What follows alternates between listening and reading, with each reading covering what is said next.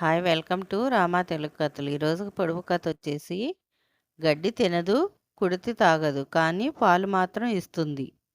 దీనికి ఆన్సర్ కథ చివరిలో చెప్తా. ఈరోజు కథ పేరు కష్టజీవి. సుందరయ్య పెద్ద జమీందారు. మెడలో హారాలు, చేతికి కడియాలు, వేళ్లకు ఉంగరాలతో నిలువెత్తు బంగారం నడిచొచ్చినట్టు కనిపిస్తాడు. ఒకసారి అతను గుర్రబండిపై పక్క ఊరికి వెళ్ళాడు. తిరిగి ప్రయాణం అయ్యేసరికి రాత్రి అయింది. దోపిడీ దొంగలు తన సొమ్మును దోచేస్తారని భయపడ్డాడు. ఓ చెట్టు కింద ఒక వ్యక్తి నిద్రపోవటం చూశాడు. అతన్ని లేపి తన భయం గురించి చెప్పి సాయం చేయమని కోరాడు. బదులుగా బంగారు హారం ఇస్తానని చెప్పాడు. ఆ వ్యక్తి పేరు సత్యం.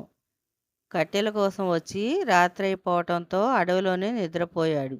సత్యం తనకు బంగారహారం వద్దని, తాను సాయం చేస్తానని, బదులుగా తనకు ఏదైనా పని కల్పించమని కోరాడు.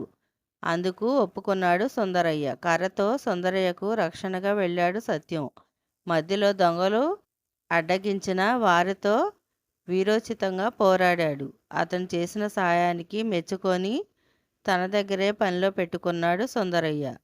తన ఇంట్లోనే మిగతా పనివాళ్లలాగా ఆహార సదుపాయంతో పాటు ఉండేందుకు గదిని కేటాయించాడు. కానీ ఎందుకో సత్యం రాత్రి అక్కడ ఉండేవాడు కాదు. పనంతా పూర్తి చేసుకొని తన గుడిసెకు వచ్చి నిద్రపోయేవాడు. అతడిపై సుందరయ్య భార్యకు అనుమానం వచ్చింది.